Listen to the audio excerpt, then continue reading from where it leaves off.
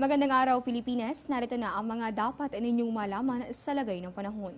Bagyong Nina lalo pang lumakas habang papalapit sa Kabikulan. Batay po sa 11 a.m. update ng Pag-asa, ito pong ating binabantayang bagyo ay namataan. Yan po ay sa layong 480 kilometers silangan ng Virac, Catanduanes. Ito po ay nasa kategorya pa rin typhoon pero taglay na nito ang hangin nga abot sa 150 kilometers per hour at mayroon po itong pagbugso na pumapalo sa 185 kilometers kada oras. Inaasahan natin ang patuloy nitong pagkilos. Yan naman po ay sa direksyong west-northwest. Ito po ay bahagyang bumagal at kumikilos sa bilis namang na 15 kilometro bawat oras.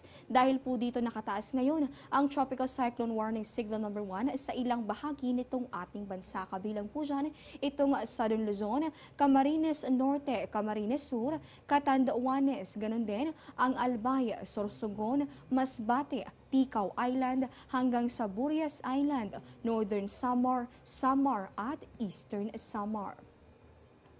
Dahil nga papalapit na sa kalupaan itong ating binabantayang bagyo, asahan na ngayon pa lamang yung pagkakaroon ng katamtaman hanggang sa malalakas na mga pag-ulan sa mga lugar na sakop ng 400 kilometers diameter o yung lawak nitong ating binabantayang sama ng panahon. Dahil nga malakas at mapaminsala itong ating binabantayang bagyo, mahalaga pong malaman natin yung magiging track nito. So ayon po sa Pag-asa, bukas December 25 ay inaasahang tatama itong ating nabanggit na sama ng panahon sa bahagi nitong Catanduanes, Camarines area, bandang gabi po yan. Matapos niyan sa kaparehong araw, mararamdaman din ang masungit na panahon dito sa atin sa Metro Manila, ganun din sa natitirang parte nitong Bicol Region, hanggang sa Calabarzon, maging sa probinsya ng Bulacan, Pampanga, Bataan, Zambales, hanggang sa bahagi nitong Marinduque, pati na rin dito sa Mindoro Provinces, hanggang sa Northern Samar. So dahil nga dito sa ating binabantayang sama ng panahon, dapat pong magdoble ingat yung mga lugar na dadaanan nito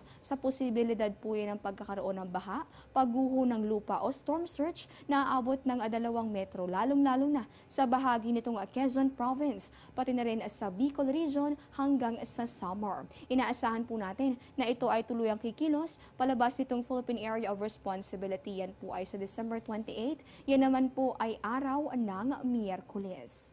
Diyan lamang po kayo, magbabalik pa ang Panahon TV.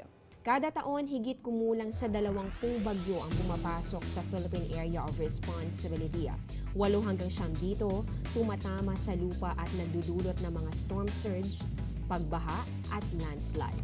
Kaya dapat be safe bago bumagyo. Alamin ang emergency hotlines. Ihanda ang survival kit. Alamin ang tropical cyclone warning signals ng Pag-asa at makibalita sa lagay ng panahon. Ilagay sa selyadong lalagyan ang mahahalagang dokumento. Ipaayos sa mga sirang bahagi ng bahay. Siguraduhin may load at fully charged ang mga cellphone. Alamin kung saan ang evacuation area at lumikas kapag inabisuhan. Tandaan ang kaligtasan na paghahandaan. Narito naman po yung nilalaman ng 5 a.m. weather forecast ng Pag-asa. So bukod dito sa ating binabantayang bagyo, dominante rin, partikular na dito sa ilang bahagi nitong Luzon, yung northeast monsoon o yung tinatawag din nating hanging amihan. Ito pong dalawang weather systems na ito ang magdudulot ng pag-ulan sa ilang bahagi nitong ating bansa. So sa kabila ng mga paghahanda natin ngayong bisperas ng Pasko, dapat din paghandaan natin yung ulan na may kasamang pagbugso ng hangin. Dito yan sa bahagi nitong Bicol Region. Gayon din hanggang dito sa bahagi nitong northern at sa may eastern Samar. Magiging maulap din ang kalangitan na may tsansa nung may hinahangang sa katamtamang pag-ulan dito sa atin sa Metro Manila, pati na rin sa rehiyon nitong Calabarzon hanggang dito sa natitirang parte nitong eastern Visayas, gayon din sa rehiyon nitong Caraga hanggang sa bahagi nitong Oriental Mindoro. Same weather condition para sa probinsya nitong Marinduque hanggang sa Romblon. Inaasahan naman natin ang pagkakaroon ng maulap na kalangitan na may tsansa ng mga may hinang pag-ulan sa rehiyon nitong Ilocos, ganun din sa Cordillera, Cagayan Valley hanggang sa gitnang Luzon. Para po dito sa bahagi nitong western part nitong ating bansa, dito po sa natitirang bahagi ng Luzon, ganun din sa natitirang parte nitong Visayas at sa Mindanao, inaasahan naman natin yung pangkalahatang maaliwalas na panahon. Pero maging handa pa rin kayo sa tsansa ng isolated rain showers or thunderstorms. At para naman sa kondisyon ng ating mga karagatan, mayroon pa rin po tayong gale warning. Dito ay nakataas partikular na sa mga baybaying sakop nitong Hilagang Luzon. Ganon din sa eastern seaboards, nitong gitna hanggang sa katimugang Luzon, ganon din sa Visayas. So para po sa mga nasabing lugar kabilang dyan, ang mga sumusunod. Kabilang itong Batanes, Calayan, Babuyan, Cagayan, Ilocos Norte, maging ang Isabela, pati na rin ang Ilocos Sur, La Union, Pangasinan, Aurora, Eastern Coast nitong Quezon, Polillo Islands, maging sa Leyte.